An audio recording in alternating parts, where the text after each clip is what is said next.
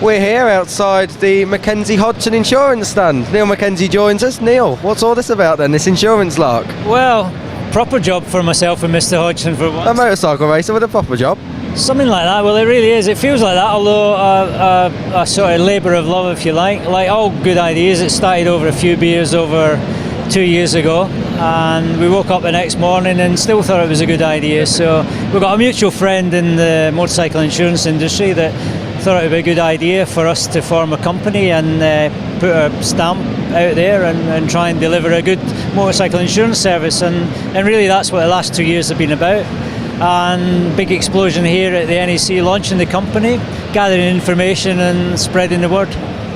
What about your racing career? We'll come back to the insurance later. What's your highlights of your racing career? You've been in Grand Prix, Wildcard World Superbikes, 3 British Championships. Don't get more all-rounded than that. Highlights all over the place. Our first ever race I won was on a 350LC at a racetrack called Carnaby, and that was a massive moment in my life. I'd never really been good at anything before. That was huge and kind of forged my career. And then the GP thing, I was involved in a very special era of 500 GPs when I was racing against the likes of Schwantz, Gardner, Doohan, Lawson, and finishing on the podium with these guys. And while I didn't realise at the time, it was an amazing time in GPs. And then after that, very lucky to come back and have an Indian summer to my career in BSB. The early years of BSB were in the late 90s, and I managed to win 3 titles on the Cadbury's Boost Yamaha. I think the highlights were just being involved with the guys I was teammates with. James Whittam the first year, great character. Chris Walker the second year, and then the late great Steve Islop. But any given weekend was brilliant, whether I was winning or partying but it was just a great end to my career. So it's all been good and just hundreds of highlights really. In your Grand Prix career, you came into the 1990 season without a ride, but still beat Kevin Schwantz in some races. But in 1993, you got a podium, beating Carl Fogarty on the run to the line at Donington Park. Which of them 2 moments is your favourite? Well, I guess 1990 was my best season. I finished 4th in the World Championship, which was great. And British Grand Prix, getting on the podium is amazing. I led the British Grand Prix in 1989, finished 4th, didn't quite get to the podium. So I think if I was to choose, the standing on the podium at Donington with Luca Cadalora and Wayne Rainey would be a highlight. Certainly every rider's dream is to be there, every rider's dream is to win a Grand Prix, but the next best thing, and I choose 93. What is your role within British Superbikes now? We see you doing some media things, and we see you in the paddocks more or less at every round. What do you exactly do? I tend to change shirts quite a lot on a weekend. So last year I worked with McCann's Yamaha a little bit. I did the pillion rides for them at lunchtime. I did some interviews in the hospitality. And I also stood in for James Whittam on Eurosport. I've got a regular spot on Eurosport doing some of the support races commentary, but stood in for James Whittam. And outside of that, I guess looking after the boys, Taylor and Taz when they're in the paddock. So a myriad of roles there, but all good fun. Is there anything in your career that you wish you had done differently?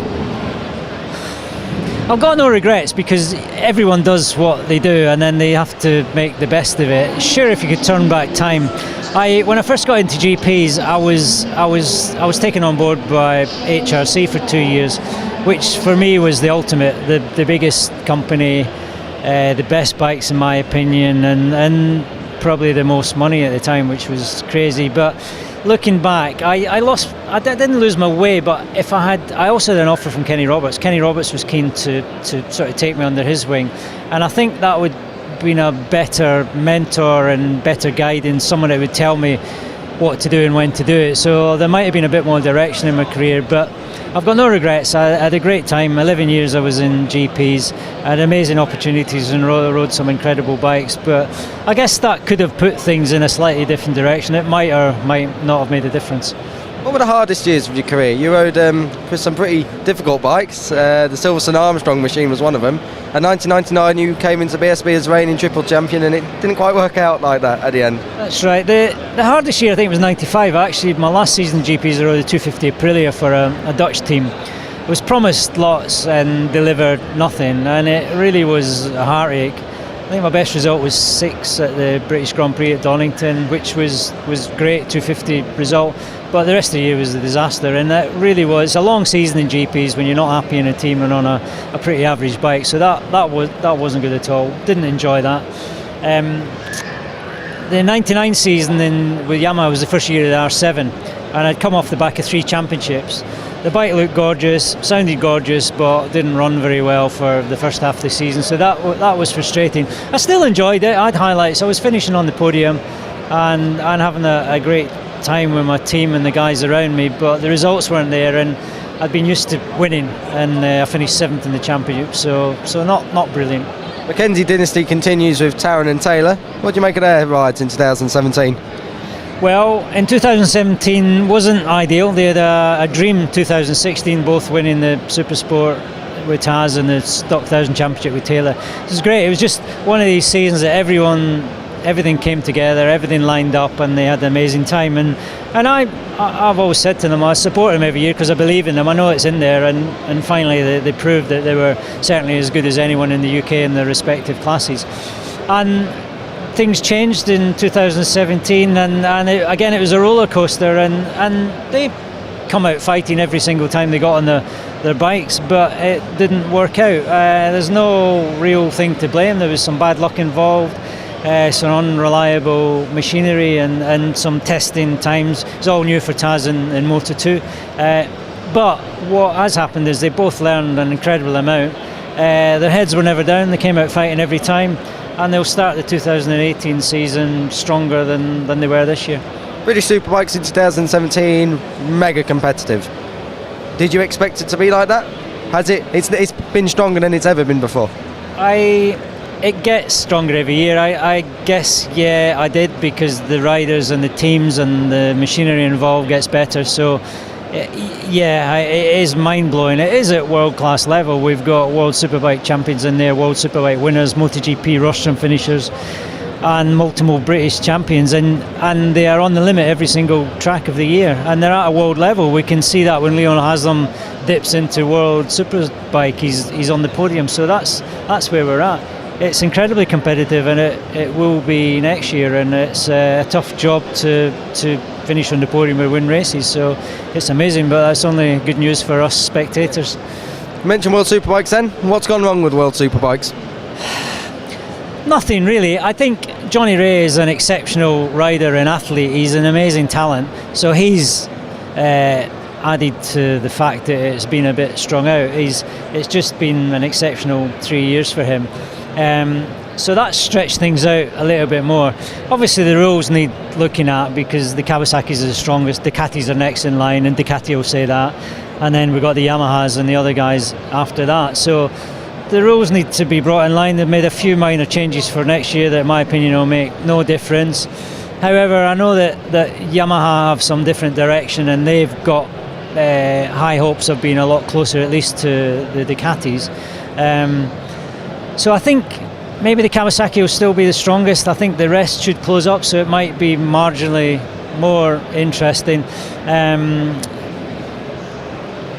Rules-wise, they need to take a look at BSB, which works. It would be an easy fix, but it's not that simple, because the manufacturers want to develop bikes with full electronics and have everything the way it is. And Dorna don't want to be copying BSB, I guess. So I think next year is going to be better, but not quite perfect. And also Ducati are looking to 19 as well with their 4-cylinder bike. So I'm not sure how much effort they're going to put into making the V-twin Panigale competitive. So I love all the riders in there. I love the racing. I watch every lap of every race. The racing isn't as good as it could be.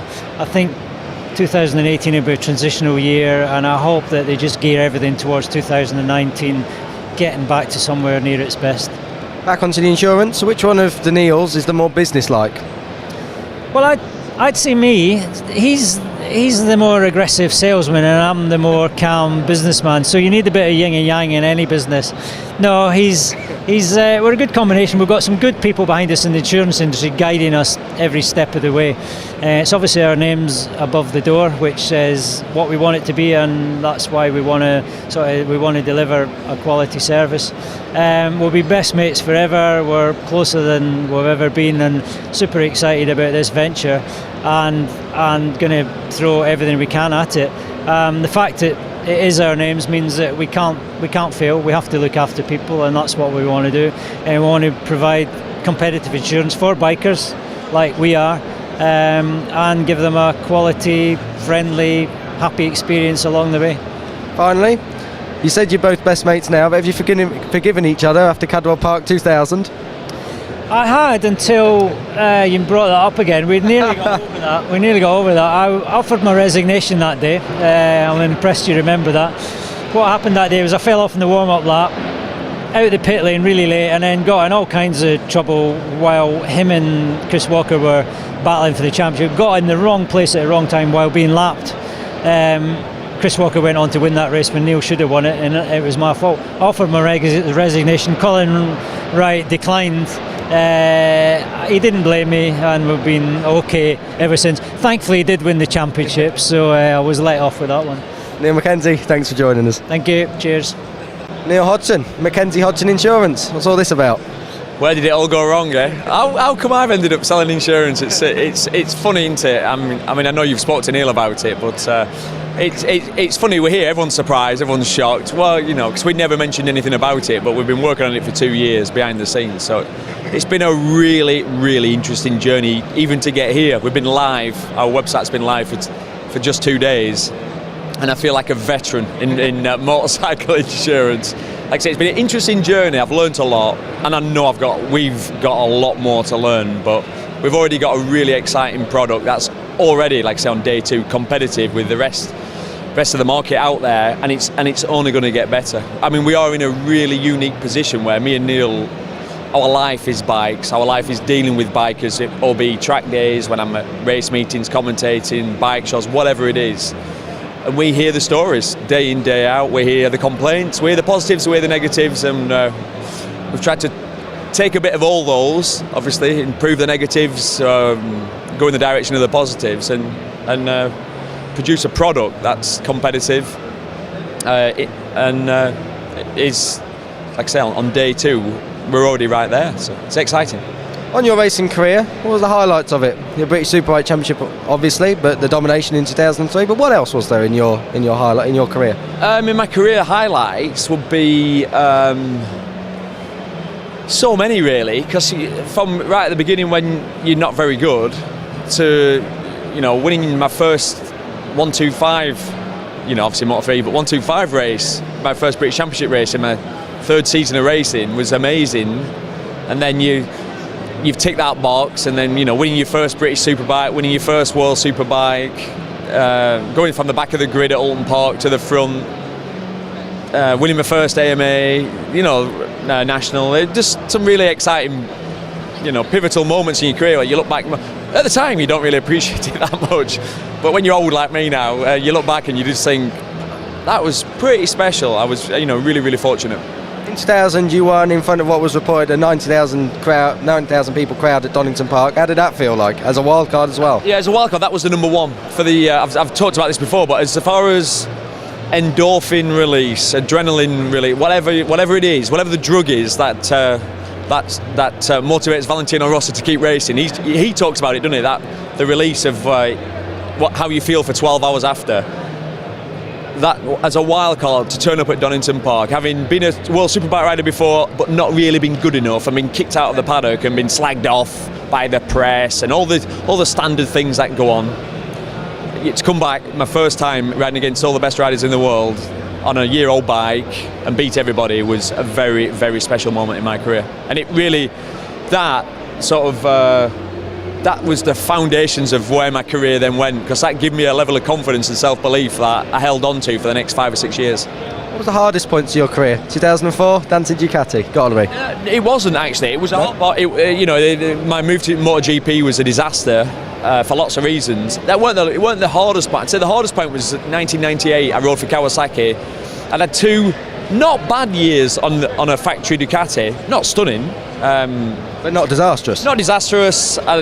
been on the podium, loads of fourths, had loads of fifths. I was like the fifth place king, but it weren't quite good enough. I understand that. Moved to Kawasaki, had a disastrous year, and it was 3, let's say, average years on the bounce, and I was only 24, and I hated racing, I hated the sport, and I nearly retired, and I'm so glad I didn't, because I'd just had enough. You know, I moved back to England, to race in England, and I believe in luck.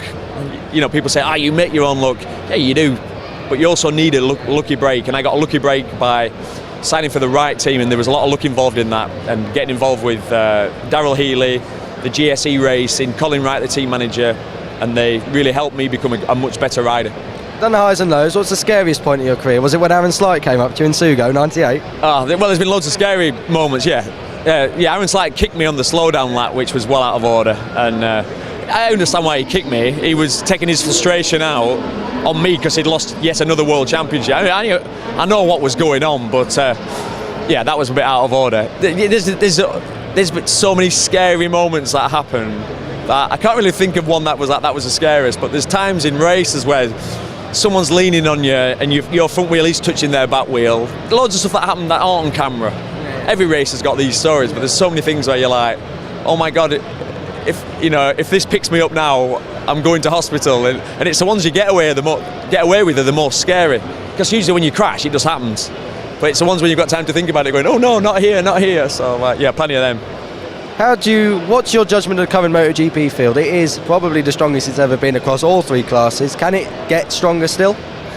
It's hard to imagine it getting stronger because it's that good now. It's best I've ever known it, all through my lifetime. They talk about the golden era of motorcycle racing, which is the 70s or like Schwantz, Rainy years or whatever. This is the golden era of my lifetime. Now, I didn't watch Mike Hailwood. Everybody said he was amazing. I've seen what he's achieved. He was obviously amazing. Jeff Duke, all the greats, champions over the years. I can only comment on what I've experienced, and this is the golden era. I'd love it to get better. I don't know if it can. Dorna played a massive part in it, as you know, Kiko, with the way they've done what they've done with the rules. So we'll see.